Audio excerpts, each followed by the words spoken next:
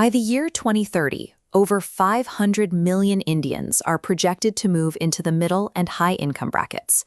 This chart visualizes that leap: $2 trillion in incremental spending by the end of the decade, driven by premiumization.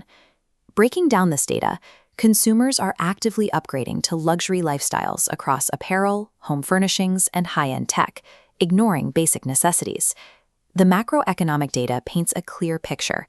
It outlines a society that believes it has finally arrived, where high-end consumption has become the ultimate metric of success.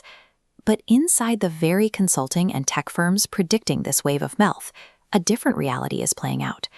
Recently, a former employee of KPMG and Deloitte shared an account of her work experience that went viral.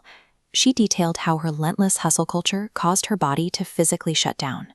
She was forced to ask a simple, lingering question: what is the point of all this success if you are too sick to enjoy it? That question exposes a central irony in this demographic shift. Young professionals are actively trading their health to afford a premium lifestyle that their own bodies will eventually reject. The top-line triumph of premiumization is acting as a facade. Beneath the glowing consumer data is a microeconomic crisis of severe physical and mental burnout.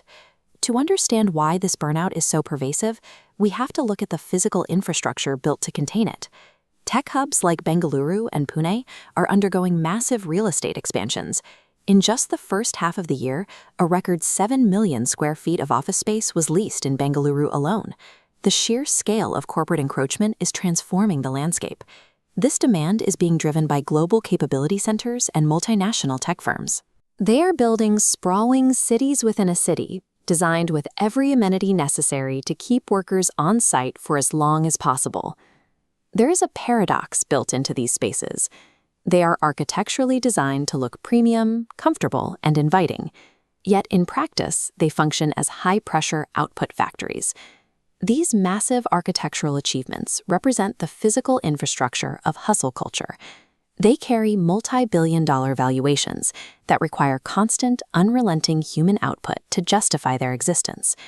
But before an employee even enters these climate-controlled environments, they have to navigate the brutal reality of getting there.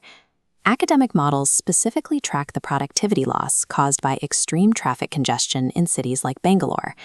The daily commute operates as an unavoidable, exhausting friction. This friction takes a measurable physiological toll.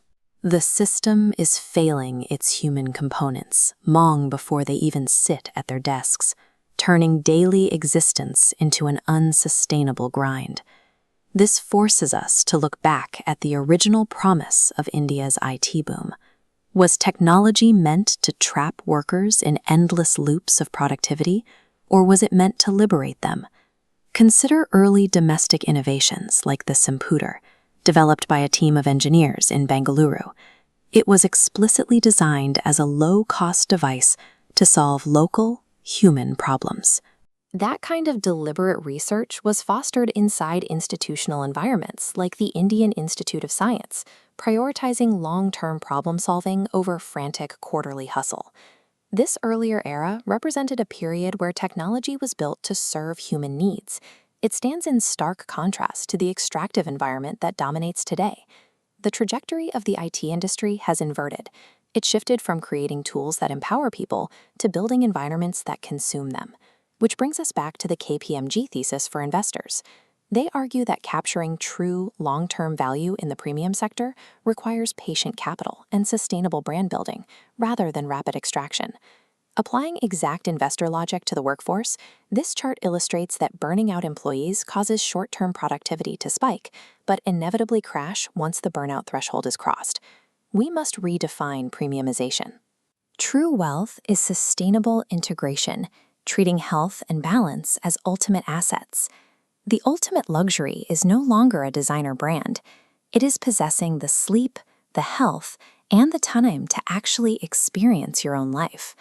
If the price of a premium lifestyle is the physical and mental destruction of your body, the hustle is no longer a strategy for success.